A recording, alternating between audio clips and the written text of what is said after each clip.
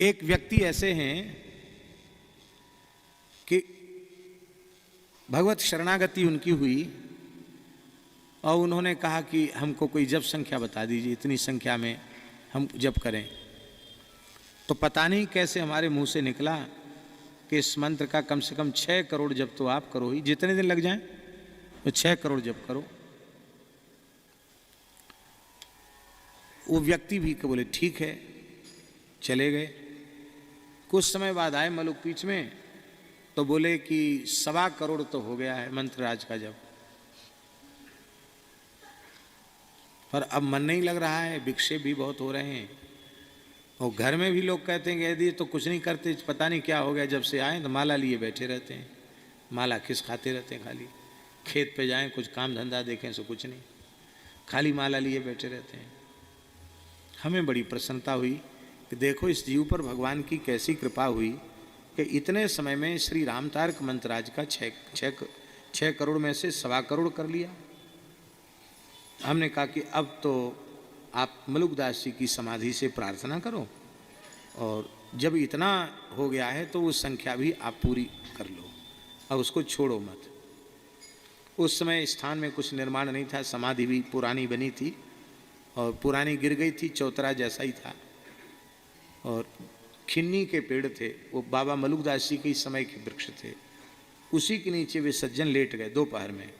माला करते करते थोड़ी थकान हुई तो फिर ऐसे लेट गए, माला नहीं जप रहे थे, माला झोली खाली हाथ में थी, लेट गए और सो नहीं रहे थे, आंख बंद थी।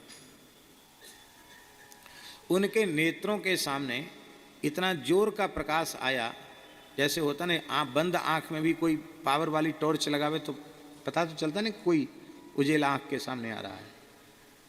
तो उनको इतना तेज प्रकाश आंखों के सामने लगा कि वे चाह कर भी अपने नेत्र खोल नहीं सके और आवाज आई, श्री सीताराम, श्री सीताराम, जप संख्या पूर्ण करो।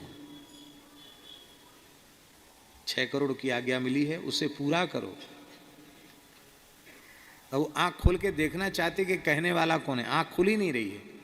तो उन महानुभाव ने कहा कि क्या करें, मन नहीं लग रहा है। बोले अब मन लगेगा, अब सब विक्षेप समाप्त हो जाएंगे और प्रेम से जप करो, श्री सीताराम, श्री सीताराम, बस। अब कोई सपना तो था नहीं, पर आंख नहीं खोल पाए वो कि कौन था कहने वाला।